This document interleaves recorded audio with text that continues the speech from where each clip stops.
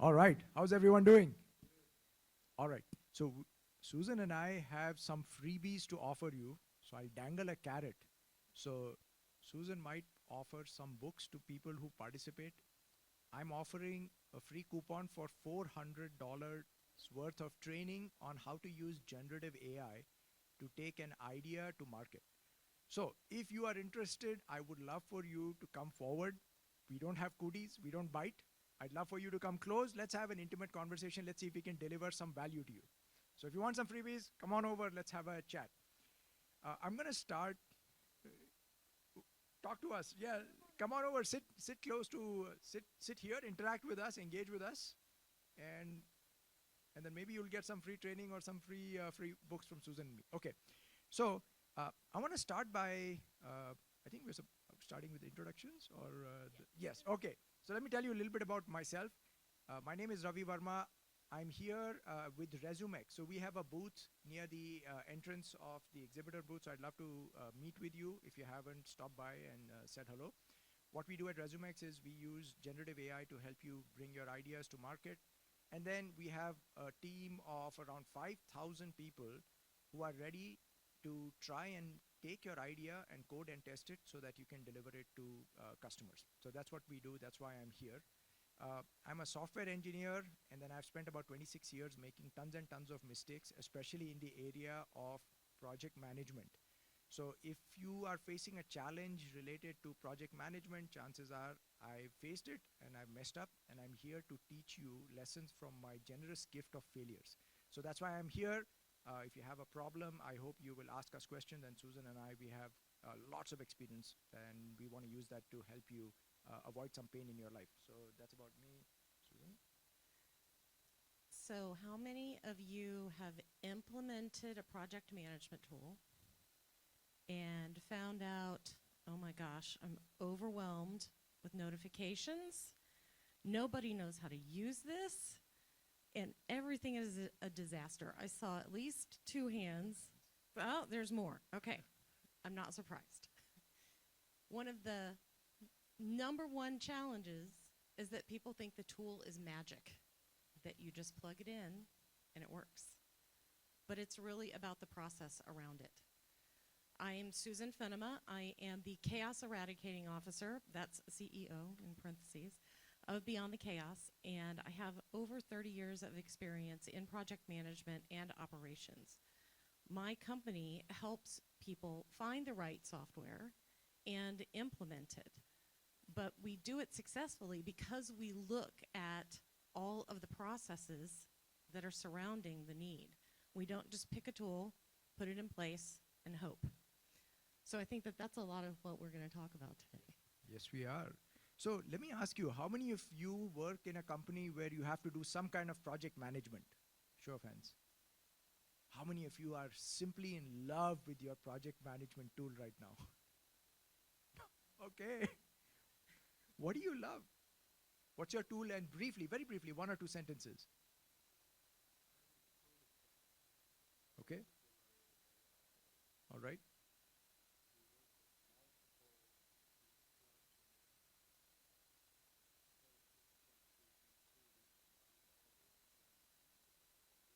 Mhm.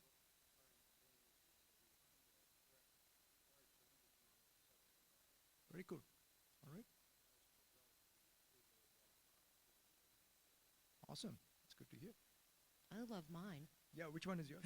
My favorite one is teamwork.com. Now, there are tons of them out there. There's Asana, Monday, ClickUp. There is Trello even, if you like the boards. But teamwork.com serves my company really well. It has budget management. We're able to build templates so that we can recreate projects and duplicate them for our clients. And additionally, we can track time. Even though we're retainer-based, we still have to pay people. So they need to put their time somewhere so that we can pay them. So we're able to use that tool for that. So we actually looked at our process to find this tool and went out and found a tool that did all those things. So teamwork.com will do those, and then we implemented it within our team with a very clear directive that this is what you will have to do. These are the rules that you will have to follow. And the team loves it. They actually implement it for other people too. So a lot of it is find what your rules are. Very good. Now, Susan, you did mention that the tool isn't magic, and I heard a quote someplace, a tool is a great slave but a terrible master. So tell us, what are some of the biggest mistakes that businesses make when they try to adopt a new tool or select a new tool? I think one of the biggest mistakes is that people will go out and search, and they'll try a whole bunch of different tools. Let's compare them side by side, and they spend a lot of time on it, a lot of time. And they end up with a whole bunch of features that they tell maybe a project manager to go figure out how to use in our company. And as they implement it, there's no training done for the people who have to use it. The project manager might know the features, but the actual users are, I still don't know how to know what I do today. Those kinds of things. They don't teach the people why it would be a good, useful tool for them. So Ravi, I think you have had some disastrous implementations. Tell me about some of the ones that you've had where it just kind of blew up. Yeah. So I've had experiences installing or guiding companies in terms of a project management approach and tools, starting from a 10-person company and a 10,000-person company. So I was the enterprise agile coach for a company called Sabre. So if you go to an American Airlines kiosk to get your boarding pass, that software was written by Sabre. So Sabre writes software for a lot of the world's largest airline companies. That company had 350 agile teams, 5,000 people in IT, and 10,000 people total. The biggest mistake that I made was trying to impose on 5,000 people what Ravi thought was the right way and the best way to manage projects. And there is no better way to piss off a human being than to take away choice and to try to tell them how to do their job without having the courtesy and the respect to ask them, tell me what it feels like to be you, what's working, what's not working, what are your pain points, and how might we work together to co-create a solution. So that's one of the biggest mistakes that I made. Now, Susan and I do have some questions, but we would love to answer questions that are relevant to you. So here's an opportunity. You can either get a free book from Susan or $400 worth of free training from me. So if you have a question, let's give us an opportunity to use this precious time, the gift that you've given to us, to solve a problem that you're facing. So any questions? And if not, Susan and I have our stack. We'll try to go through it. But let me pause and ask you, who has a question? Who has a problem? What's your biggest pain point related to your current project management tool? The book is on writing processes and how to implement tools. So you get a free one if you ask a question. All right. We still got silence. Yeah, so All why don't you think about it? And then Susan and I will go through our list. So let me ask you the next question. So imagine someone has chosen a new SaaS tool. What is a red flag that might tell them, I'm not sure this is working out? I think the number one red flag is, are people using it?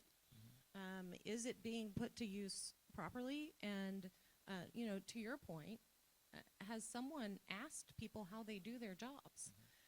That's the process we're talking about that is surrounding the tool. How do you do your jobs? What are the steps to do it? How will this tool help it?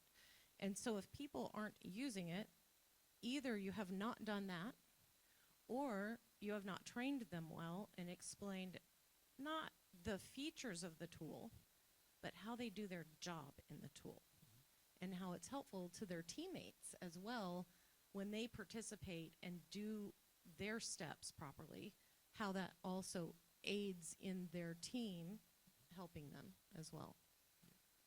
And Susan, that's so important. When I was in Sabre, we had a person who was the product owner of the entire adoption of Rally. So we used a tool called Rally. It's got acquired, and I think it's called C Agile Central. I don't know what it's called now.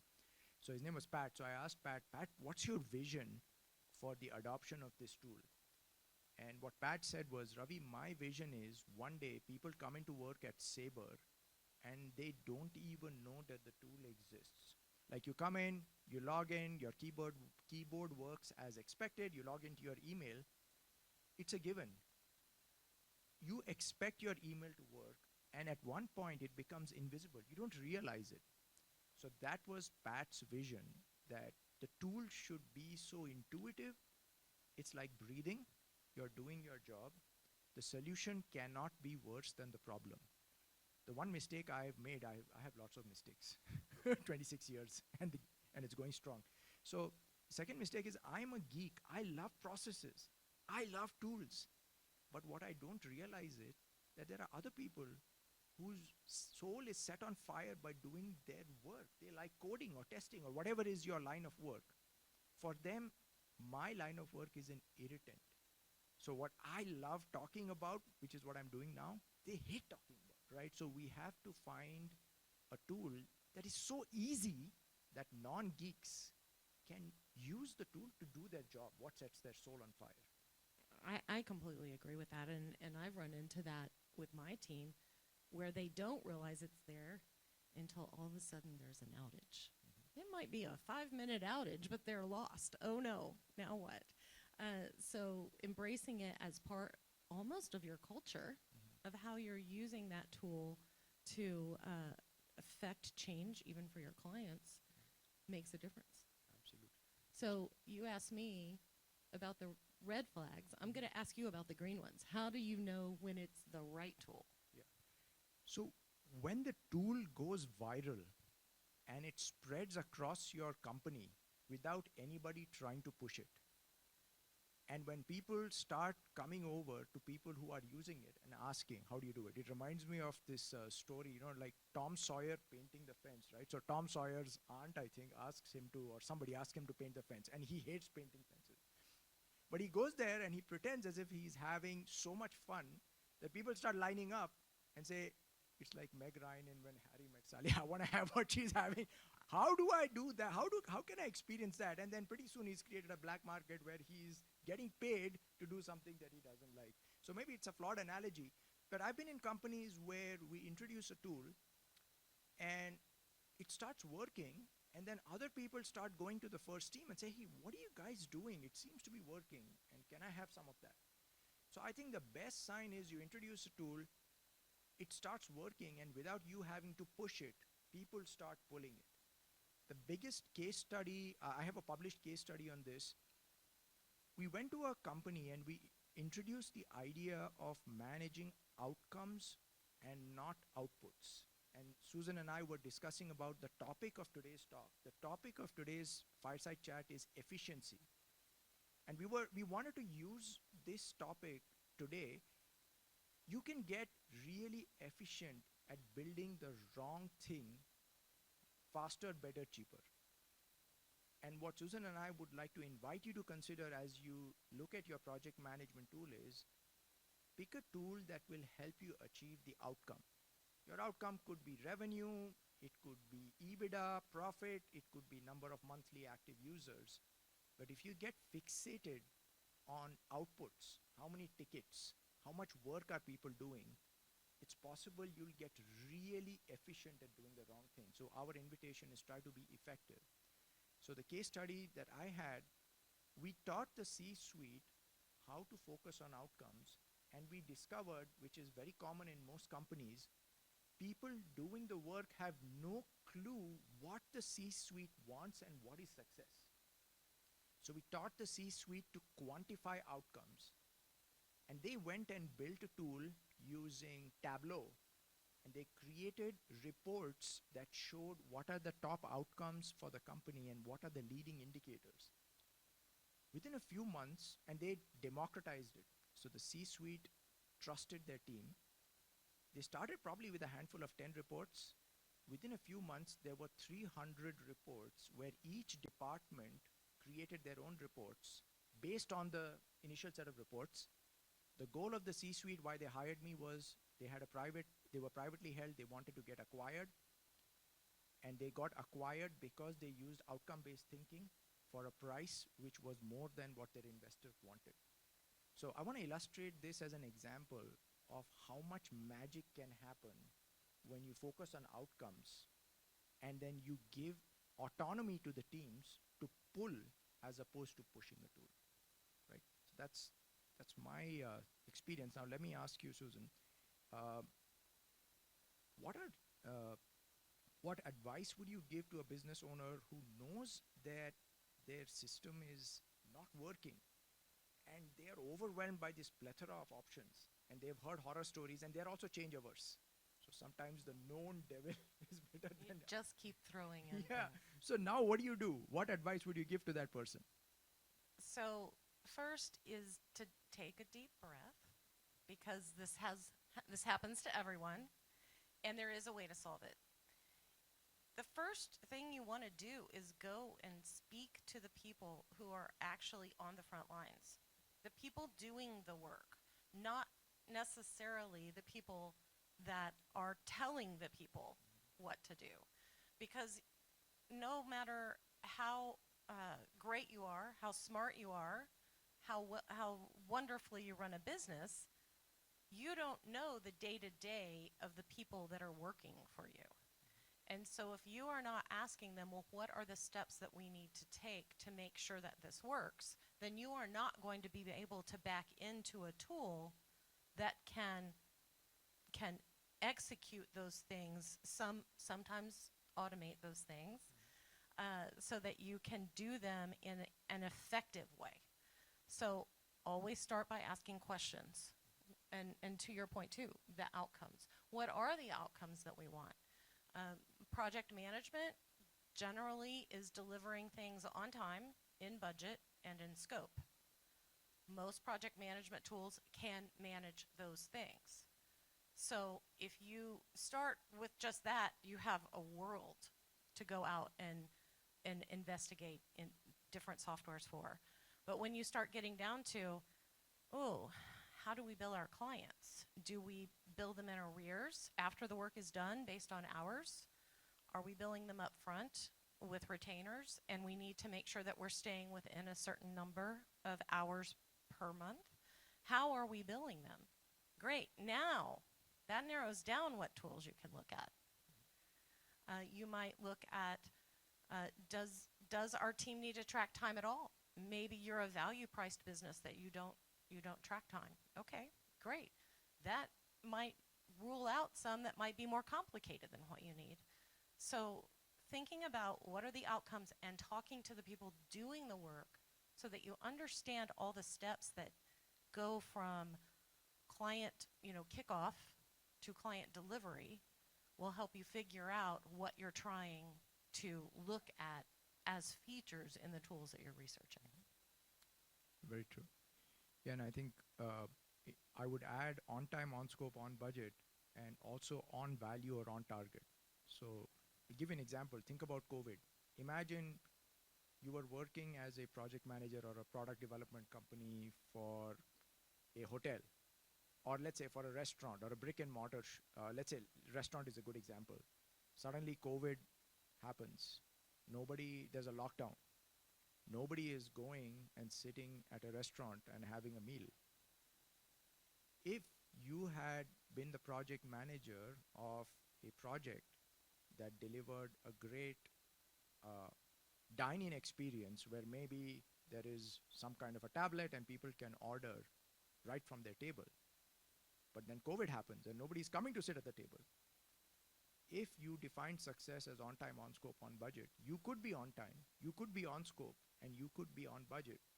The surgery was successful, but the patient is dead, right? You could use up all that money because the scope was defined pre-COVID, pre-lockdown. So one thing I want to invite you to say is make sure that your project management tool also has a way to track on value and on target, especially when the world is shifting. Project management tool must be able to shift with the shifting needs of your customers and your users. Risk management, Risk essentially. management, absolutely. Yeah. Yes. And sometimes that matters more than others. You know, are you working in an agile world? I think you Yes. work in an agile world. Yes. Yes. I work much more in a waterfall where you know where you're starting, you know where you're getting. Mhm. And those are very different things to investigate too. You have to have your tool accommodate which Yes. method that Yes. you're looking at. Absolutely. So if you're in a low uncertainty world, then you have to use a tool that does not have the baggage of dealing with uncertainty, because it's low uncertainty. And if you're in a high uncertainty world, then you've got to have a compatible tool. Question, right?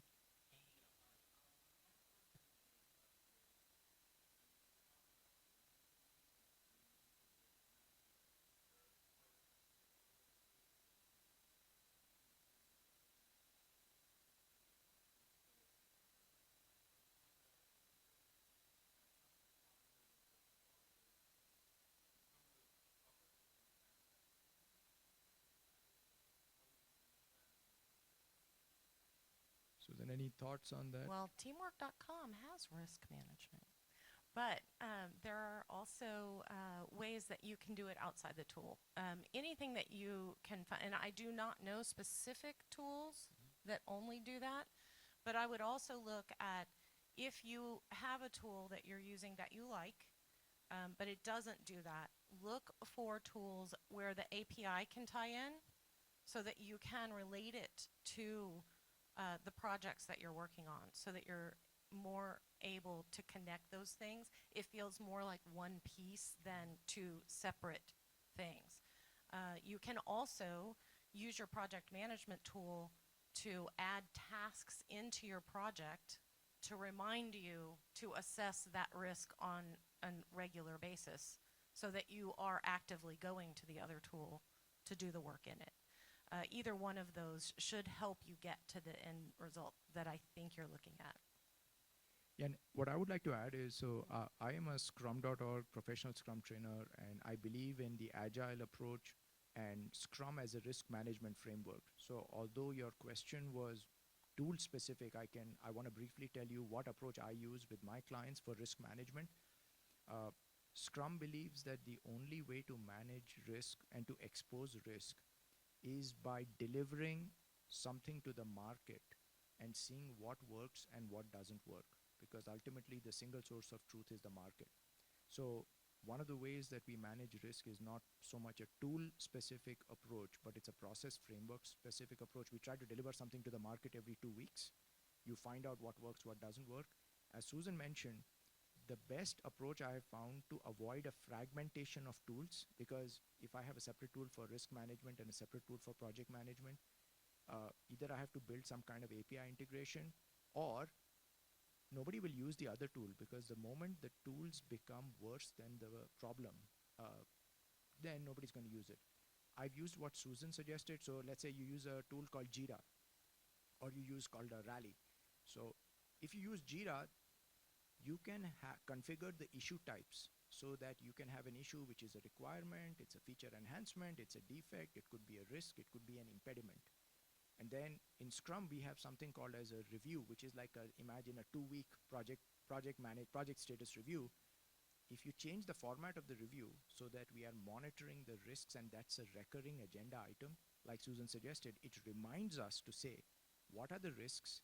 And are we seeing any early signs that the risks are materializing and now we need to swing into action and contain the damage or mitigate the risk? So thank you for that great question. I think another part of managing that risk is having regular, if you're not doing Agile, I should say, because Agile comes with regular meetings. Yes. But if you're not doing that, is making sure you are having regular status meetings. And by status meeting, I don't mean everyone get in a room and somebody show everybody what they've done. I mean, talk about what did you accomplish last week? What is being accomplished next week? Where are we on budget? And what are the stoppers? And that's a great way to start making sure that you are assessing those risks on a regular basis. If you can have them with your clients, even better. Absolutely. And if the tool can be a catalyst for those conversations, it's almost like a flashlight. And the flashlight is showing you what do we need to talk about and trigger conversations between the right people at the right time. talking about the right things. I think it's my turn to ask you a question. Yes, I was wondering. I think that's where we are. When you are implementing a new tool, what is the first step you take to make sure that everybody's embracing it and that it's being used well? Yeah. So it's kind of like you go to a doctor. So a lot of times our clients come to us and the client has a diagnosis. It's like my wife is a doctor. So sometimes my wife has patients. Before ChatGPT, they would come to her. They would say, we've looked at WebMD. Doctor, I know exactly what problem I have. I even know what surgery you should prescribe. It's just that the rules won't allow me to prescribe a surgery. Just go and prescribe this medicine and this surgery, right? Nowadays, it's not WebMD, it's ChatGPT. Let me ask you a question. If you go to a doctor, an ethical professional doctor, or if the person you love the most in life went to the doctor and said this, doctor, I know exactly what the problem is. I spoke to ChatGPT, just prescribe this procedure to me. What do you hope an ethical doctor would say to the person you love most in your life? Let's talk about it. Yeah. Right. What's that? Yeah. Susan? Or you could say what my doctor usually says when I say, I read this on Google. She's like, Dr. Google? Yeah. Yeah, so an ethical doctor would probably say, okay, thank you for sharing that context. And now I'm going to ask you some questions. So an ethical person wouldn't blindly prescribe whatever the client is asking, right? The client might be an expert in their pain, but the client might not always be an expert in the best path to relieving their pain. So the first thing that we do, whether someone comes to us for any training or tool, we do a diagnostic. And the diagnostic is based on my training as a systems coach and as a one-on-one coach. You've got to have curiosity, humility, and respect for the people you're trying to help before prescribing a solution. I have to have the humility to say, there is a strong likelihood I have no clue what the heck is going on. I must ask these human beings. These are smart human beings. Let me ask them, what's it feel like to be you? What are your hopes and fears about your job? What's stopping you? What do you think is the best way to move forward? And see, and what will it take for you to partner with us and the rest of the company to travel on this new path? If you don't co-create a path based on the non-negotiable values of the people who must walk the path, it's a recipe for failure. That's another big mistake I made. I went into a company with a lot of arrogance. Oh, I've seen this before. And I prescribed before the diagnosis. One of my friends said, prescription before diagnosis is malpractice. A mediocre solution to the right problem is better than the perfect solution to the wrong problem. And I have made lots of mistakes where I had the perfect solution, but I didn't pause and ask, hey, what do you think the problem is? So the first step is a diagnostic, asking people, hey, what do you think? And what's it going to take for you to partner with us to walk on this path? That's my advice. We actually had a perfect example of that happen to us just a couple weeks ago. One of my team members asked our client, are you going to use this tool once we implement it? And he was the CEO of the the COO, of the company. And he said, no, that's not my jam. I'm not going to do it. It doesn't matter what you put in. I'm just not going to use it. And I think he was trying to kind of push back, and just say that the whole idea of a tool is a bad idea. Well, we know that's not true. Using a tool is a good idea. But I think he was very shocked when we heard that. We listened to him and we said, great, that's all we needed to know. We will now make sure there are steps in place so that you can be the COO and somebody else will work the tool for you, essentially. So if you ask those questions, just like what you're talking about, you can find a solution around the challenges. And if they are high-level people, it's one thing, right? If they are your regular workers, then if they refuse, that's a different story. Yeah. A COO who's a partner might actually have a much different solution Yeah. than somebody that you have hired as a software developer or a creative designer or any of those types of roles. Yeah. I have a question.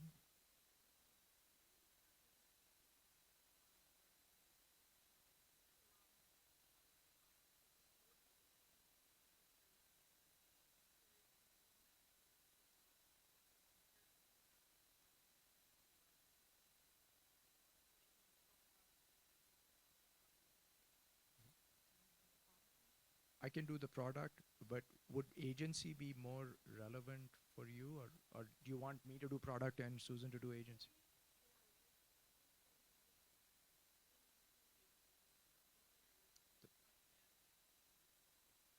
The products, yes.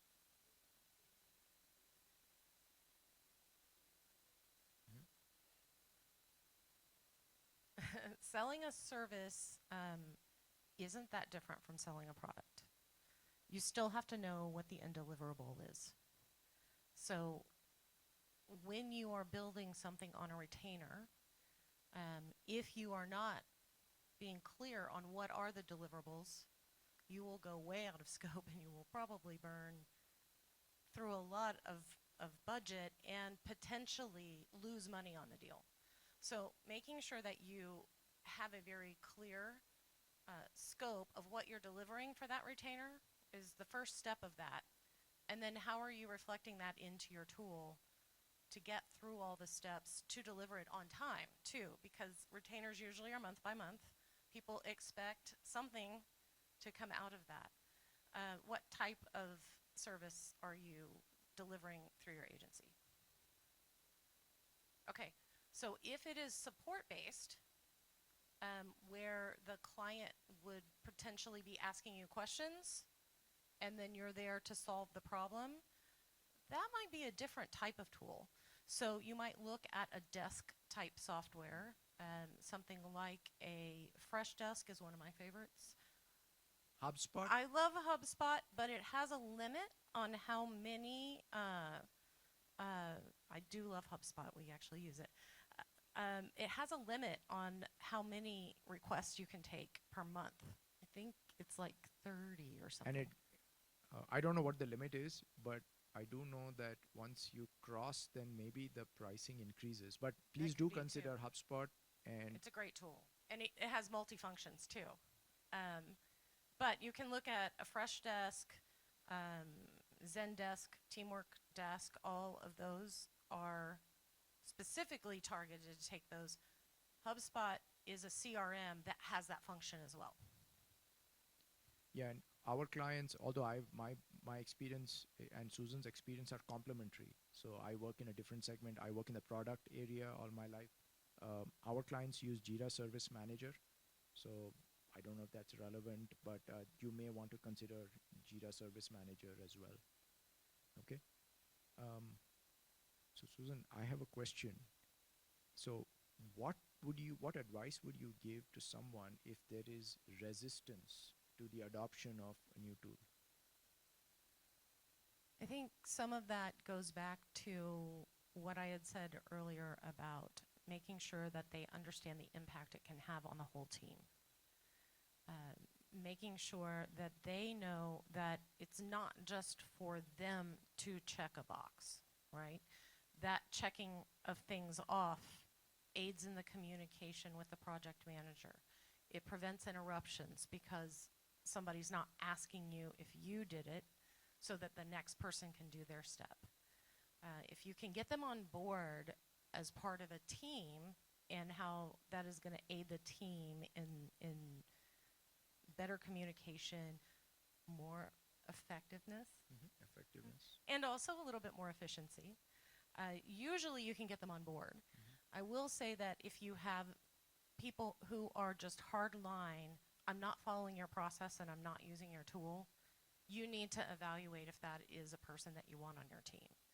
Because if you are trying to run and grow a scaling business, that is a big impediment to it. And it will frustrate the other team members because they will say, well, they don't have to do it. Why do I have to do it? So evaluate that carefully. I would also not put out blanket statements like, no one is using the tool, when it turns out it's one person not using the tool, because all of the people who are using it are going to be like, oh no, what did I do? Did I do something wrong? And that one person who's not doing it is going to completely ignore the statement. So working with them to make them understand how it is part of their role, it's part of their job, it is a requirement to work at the company, but more importantly, it really helps your team and it's going to make your job easier in the long run. So how does it come back to them, Yeah. I think? And my yes and to what Susan was saying is, one of the questions was, do we have the right people on the team? So if we can elevate the conversation from positions to outcomes. So this is something I learned in conflict resolution training. A position is, we are going to use this project management tool. Or, hell no, over my dead body, not going to use this, make me. Those are two positions, black or white, win or lose. If I win, you lose, you win, I lose. Instead, if we elevate the conversation and we talk about shared outcomes, why did we join this company? Why do we exist? Who do we exist to serve? Are you on board with serving the people we exist to serve? If not, there's the exit door. Because if we can't align on the people who we exist to serve, this is not a good fit. Okay, now we are aligned with the vision, the mission, the people. Now, how do we know that we are serving them or not? This is where we talk about metrics or KPIs. Are we aligned on these? If not, we can talk. If you feel there is a better set of metrics that can help us measure outcomes, let's talk. But at some point, you're going to have to disagree and commit. That's an Amazon thing, right? We can't talk about every single thing ad nauseum every single day because you'll get paralyzed. So assuming that you are aligned, we've got people on the bus who are aligned on the mission, vision of the company, the human beings we exist to serve, the metrics that will tell us, are we or are we not serving them? The next thing could be, what are the non-negotiable values? How do we treat each other? Are we cool? If not, okay, let's see if we can co-create a new set of values. But again, we're not going to negotiate this on a daily basis. So in the world of Agile and Scrum, this is called as a container for self-organization. There is room for us to make decisions, but not everything is up for discussion. Once you create this container, one thing I wish I had done before I became Enterprise Agile Coach for Sabre for that 10,000 person company is, I wish I had given them choices. These are the non-negotiables. Within these non-negotiables, if you can find a better way to serve our customers and achieve the outcomes, let's try it. That's a great idea. So, I love that. all right, I want to be respectful of our time, so I feel like we are at time, and I don't want to take time from our next set of speakers, so thank you so much for the gift of your attention, your time, and your questions. And if anybody wants either Susan's book or the free training, please meet us outside. I know we have at least three. That get the Three, free yeah, so if book. you're interested, maybe I don't want to disrupt the next speakers, but maybe you can either come see me at the ResumeX booth, or Susan, what's the best way for them to You can reach me at, if you scan this, it'll take you to my website, beyondthechaos.biz, where you can contact me. We actually do this. We help you evaluate what tool you need. So if you need our assistance, happy to help. You can grab me outside if you didn't get to answer your question. I'll hang out a little bit. Yeah. And thank you very much for your attention. Thank you so much.